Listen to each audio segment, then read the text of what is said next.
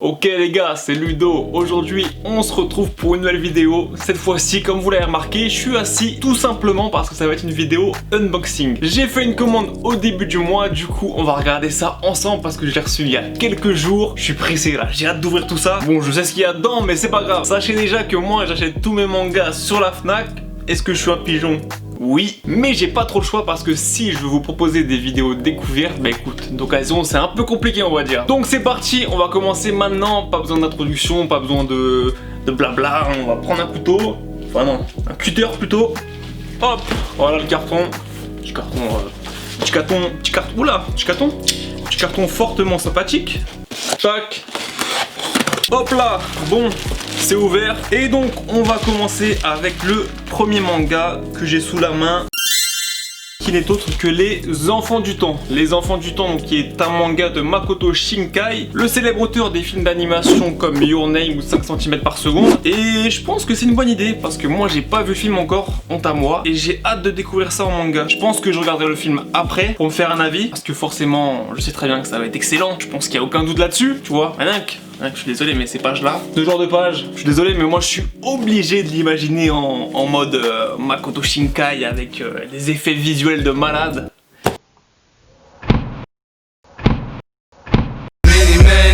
Donc je pense que j'ai bien kiffé, D'ailleurs si vous n'avez pas vu Your Name ou encore tous ces autres films, et bah je vous invite à aller voir ça très vite. D'ailleurs il y a Your Name qui est disponible depuis quelques temps sur Netflix, une pépite. Bref, Man in the Window.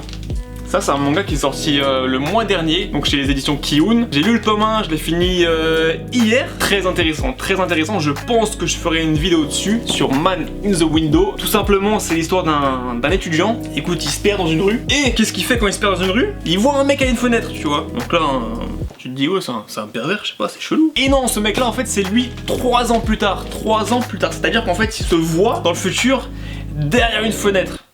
Mais il peut pas l'ouvrir, donc c'est un peu compliqué. Et donc forcément il y a toute une histoire derrière avec des histoires de écoute, fais-moi gagner au loto. Et je pense que c'est la première chose à laquelle on pense, sauf que ça se passe pas forcément comme prévu. Je vais pas vous spoiler, je pense que je ferai une vidéo quasiment sûre dessus. Et voilà, on passe au manga suivant. Et cette fois-ci, c'est le tome 1 de Harifutera. Donc là, je sais pas si je ferai une vidéo dessus parce que c'est un isekai. Et bon, les isekai, c'est pas forcément mon délire. Je pense que vous l'avez compris dans la vidéo sur Solo Leveling. Si vous l'avez vu, sinon, allez la checker. À voir, sachant que c'est l'adaptation d'une web série, ça peut être intéressant. Donc pourquoi pas, écoutez, je vais le lire. Est-ce que je ferai une vidéo dessus? Je ne sais pas. Peut-être un petit débrief. C'est chez les éditions Delcourt, donc si ça vous intéresse, bah allez-y, foncez. C'est plutôt très bien dessiné de ce que je vois. Je sais pas si vous voyez très bien. Bref, à voir par la suite. Ça a l'air plutôt gore. Donc ça j'aime bien, j'aime beaucoup. Donc, un autre manga qui n'est autre que Demon Chun, qui est un manga donc par le créateur de Bloodlad, Yuki Kodama. J'ai lu le tome 1, je voulais faire une vidéo dessus, malheureusement j'ai pas eu le temps, j'ai préféré prioriser des mangas comme par exemple Tag, des mangas sympathiques. Il est très bien, mais je pense que je ferai une vidéo quand la série sera finie. Il me semble qu'il y a 3 tomes ou 4, bref, c'est bientôt fini. Je ferai une vidéo dessus parce que je pense que ça vaut le coup, c'est sympa, c'est amusant. À voir. Franchement, je suis pas sûr. Putain, tu vois, là j'ai le seum par exemple. Quand ils envoient des mangas, témoin, il y a de la colle. Sur le manga, putain. Jack, c'est Slam Dunk. Et Jack, la réédition, je la trouve pas terrible du tout. Théma, ce gris dégueulasse.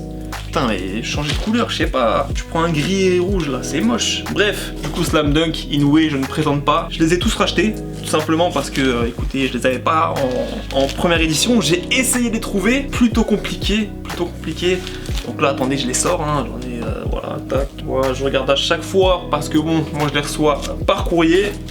Parce que j'ai la flemme d'y aller. Des fois, je te cache pas que la qualité est assez décevante. Bref, bon, je les mettrai de côté tout à l'heure. On passe à la suite avec le 3e tome de Chainsaw Man. Chainsaw Man qui est donc le manga à la mode du Weekly Shonen Jump.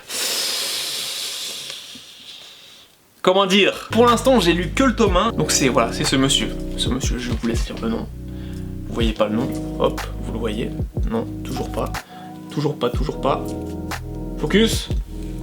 Non, bref, c'est Tatsuki Fujimoto, c'est l'auteur de Fire Punch. Et si vous avez lu Fire Punch, vous savez pourquoi je réagis comme ça, hein, parce que Fire Punch c'est... comment dire, c'est très spécial. Fire Punch c'est super spécial, c'est bien, c'est spécial. Encore une fois, c'est spécial. Je pense que si un mec lit Fire Punch comme premier manga, il va se dire, les mecs qui lisent des mangas, c'est des détraqués, hein, clairement, parce que moi, Fire Punch, je les ai depuis longtemps, hein. Je m'accroche, je lis, et j'ai du mal parce que je me dis que si l'auteur était arrêté pour aller en prison, ça serait pas étonnant, tu vois, parce que bon, il y a de l'inceste, il y a du viol, il y a du consentement, et il y a plein de choses comme ça qui font que c'est un peu dérangeant. Mais ça reste un manga très bon que je vous invite à lire parce que c'est quand même un scénario qui est plutôt très bien travaillé. Mais c'est vrai que c'est spécial. Donc là, Chainsaw Man, pour le coup, c'est spécial, mais c'est beaucoup plus, comment dire, abordable, c'est ça, abordable. C'est beaucoup plus abordable, Chainsaw Man. D'ailleurs, c'est assez étonnant qu'un manga comme ça soit dans le Weekly Shonen Jump. Bref. Et donc c'est le tome 2 de Noise de Tetsuya Tsutsui. C'est un manga que j'avais acheté, le tome 1, donc il y a longtemps, que je n'ai pas lu. Et en ce moment, je suis sur la quête des mangas à compléter. Parce que j'ai beaucoup de mangas dans ma mangatech qui ne sont pas complétés et qui demandent à l'être. Donc Noise, bah, je pense que vu l'auteur, il faut lire Noise. C'est l'auteur de Poison City, de Prophecy. Bref, c'est un mec, moi j'adore. Il a des très bonnes idées. En fonction de ce qu'il raconte, les messages qu'il fait passer et comment il les fait passer, moi je le kiffe. C'est peut-être pas le top mangaka, mais c'est vraiment un des mangaka que je prends le plus de plaisir à lire. Bref, on passe cette fois-ci à Keijin Reijo, le tome 1. Putain, il est balèze, hein. Je sais pas si vous voyez, mais il est consistant, hein, le manga là. Donc là en fait c'est tout simplement un mec qui aime beaucoup les filles et qui va se rendre dans une école où il n'y a que des filles. Il va être étonné d'être accepté, sauf que c'est pas vraiment une école banale parce que c'est une école où ils chassent des monstres. Et donc à voir. Je vais le commencer très rapidement je pense et je vais vous faire une vidéo dessus. C'est le dessinateur de Red Ice World il me semble, Tetsuya Tashiro. Donc à voir ce que ça vaut en tant que scénariste et dessinateur du coup pour le coup. Alors tu vois, ça c'est un truc que je déteste. Donc j'ai acheté Capitaine Albator tout simplement parce que j'ai regardé actuellement l'anime sur Netflix, qui est un style particulier au niveau de l'image, de la 3D, et moi que je trouve honnêtement incroyable. Vraiment magnifique. Et je me suis dit putain, Capitaine Albator, parce que voilà, moi j'ai bientôt 26 ans, du coup on va dire que c'est mon daron qui disait Capitaine Albator, et pour moi c'est toujours été ridicule, tu vois. Mec avec une cicatrice, enfin, et en fait, bah écoute, je pense que c'est peut-être parce que c'était super bien fait au niveau de l'anime, mais ça m'intéresse beaucoup, tu vois, ça m'énerve, j'essaie de le retirer. Ça là, ça c'est, faut arrêter. Faites ses 20 ans, on s'en... C'est bien canard, hein, mais ça met 20 ans à se retirer, ça m'énerve. Bref, Capitaine Albator. Et donc maintenant, on a encore un tome 1 que je viens de commander, c'est Baltzar. C'est un pote à moi qui me l'a conseillé. Merci Rudy si tu regardes cette vidéo. J'ai lu le synopsis et ça me fait... Lisez pas le synopsis, mais ça me fait penser à l'attaque des titans, en tout cas à ce qui se passe actuellement. Donc je ne dirai rien, mais ça a l'air super intéressant, c'est super bien dessiné, c'est plutôt bien dessiné, je sais pas si vous voyez. À voir. Pareil, hein, à chaque fois si j'ai des coups de cœur, je ferai une vidéo dessus, bien sûr en fonction aussi de l'actualité. Et justement, en parlant d'actualité, j'ai commandé les deux uniques tomes de Half and Half. Pourquoi j'ai acheté ça? Parce que j'aime bien les mangas qui sont assez courts. Ça fait déjà une collection de compléter assez rapidement. Et l'histoire, elle a l'air plutôt intéressante. En fait, c'est une fille qui se suicide, j'ai l'impression. Qui tombe d'un étage et pas de chance. Elle tombe sur une personne. Et donc les deux personnes meurent. Et en gros, on leur propose 7 jours pour choisir qui va rester en vie et qui va devoir mourir. Je pense qu'il y a des enjeux qui sont super intéressants, des bonnes questions à se poser, et donc ça m'intéresse, tu vois. Quand il y a un manga qui me fait réfléchir, ça m'intéresse beaucoup. Bref. Et donc j'ai commandé le tome 3 de Silver Wolf.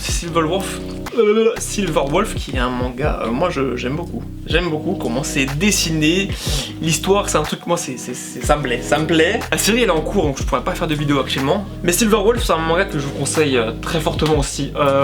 Un peu cher à mon goût. 7,65. Bon. Après, relativement, le prix du manga en France, et pour ma part, je trouve un peu cher. Et toc! le tome 1 et 2 de Orient Samurai Quest. Donc là, je pense que vous l'avez vu dans beaucoup de vidéos. Et donc à voir. Je me suis pas trop renseigné sur l'œuvre. Écoutez, moi je suis un mec qui achète des mangas sans forcément lire le synopsis. Et c'est comme ça que on a fini, hein, bien sûr. Et c'est comme ça que je tombe sur des mangas assez bizarres. Petit bonus, parce que dans la vie je ne lis pas que des mangas. Vous allez me dire, mais il lit quoi par des mangas? Tout simplement les gars, je lis aussi des comics. Et donc je me suis procuré le tome 1 de Swamp Thing qui est donc un DC Comics. Si vraiment vous ne lisez pas les comics, je peux que vous conseiller. Alors oui, c'est totalement différent du manga, mais comme vous le voyez, c'est super bien dessiné. Et donc Swamp Thing, c'est un comic sur une créature qui a été transformée, enfin un homme, un être humain, un scientifique qui a été transformé en créature qui contrôle, on va dire, tout ce qui est plante et ce qui a un rapport avec le marais. Bref, je vais pas vous raconter, c'est pas le thème de la vidéo et surtout c'est pas le thème de la chaîne, mais il n'y a pas que les mangas à lire. Enfin bref, je pense qu'on a fait le tour sur cette vidéo. Donc si vous voulez une vidéo sur un des mangas que je viens de vous présenter, allez-y, il n'y a pas de souci. Et donc voilà, je pense qu'on a fait le tour sur tous mes achats du mois. Je voulais acheter des mangas d'occasion, mais écoute, cette commande m'a coûté un peu cher, on va dire, donc je me suis abstenu. Du coup, oui, j'achète ces mangas neufs, tout simplement pour les rééditions comme Slam Dunk ou les mangas qu'il me faut compléter et qui ne se vendent pas par exemple sur Le Bon Coin par tome, tu vois. Et donc forcément je suis obligé de les acheter à l'unité et aussi bien sûr les tomes 1 que je n'ai d'autre choix que de les acheter neufs. Enfin bref, je ferai une vidéo aussi sur comment acheter ces mangas, comment les trouver le moins cher possible et comment s'en sortir pour acheter des mangas avec un budget limité. Je pense que c'est une vidéo qui sera intéressante pour vous acheteurs de mangas ou liseurs de scan qui veulent se transformer en amateurs de manga papier. Donc voilà, je ferai une vidéo bien sûr là-dessus, sur comment acheter des mangas. Et aussi une vidéo sur comment monter une manga tech sur mesure. Bref, j'espère que vous avez kiffé la vidéo. N'hésitez pas surtout à vous abonner car je vois que la plupart des gens qui regardent les vidéos ne sont pas abonnés.